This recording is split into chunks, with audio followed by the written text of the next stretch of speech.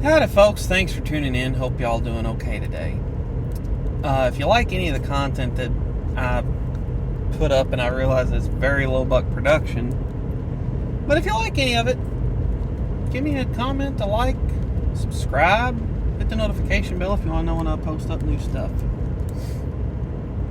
I've always said this: if you want to hear my take on anything that I haven't hit on, leave it in the comments section. And even if it's something that I'm completely unfamiliar with and gotta do research on, I'd be more than happy to do that. So what was on my mind today is last summer there's a friend of mine. I don't get to hang out very often with buddies due to work schedules, specifically back when I was on night shift, because 90% of my friends were on day shift, and I'm sure you can follow. Well, anyway, this buddy of mine, we got to hang out and we got talking politics. Now, not airing out anyone's dirty laundry or political beliefs or hanging anyone out to dry, but we'll just say that this guy does disagree with me on a bit.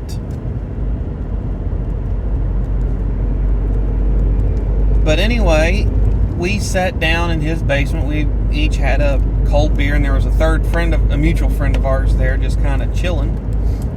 And we sat down there and we talked for hours. He was, the guy I was talking with was a little more lit than I was. But we're just down there chit-chatting, talking politics, and he's like, okay, so I get that you're a gun enthusiast. Yeah.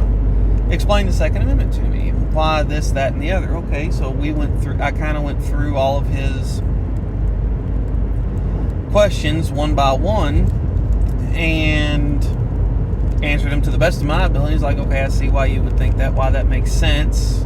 I don't necessarily agree with it, but I understand the argument. Fair enough. And the thing that was so fascinating is there was zero name calling, zero assumption of motive. Like, just because I don't think that bump stocks or 30-round magazines or whatever should be banned, that I want children to die, or that I don't care about shootings or this or that or whatever.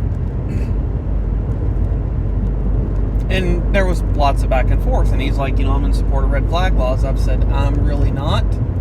I said, there's one way to get me to support them, and it is ridiculously specific to get me to support them, how you'd have to do that. And there's a video that I put up on my take on red flag laws.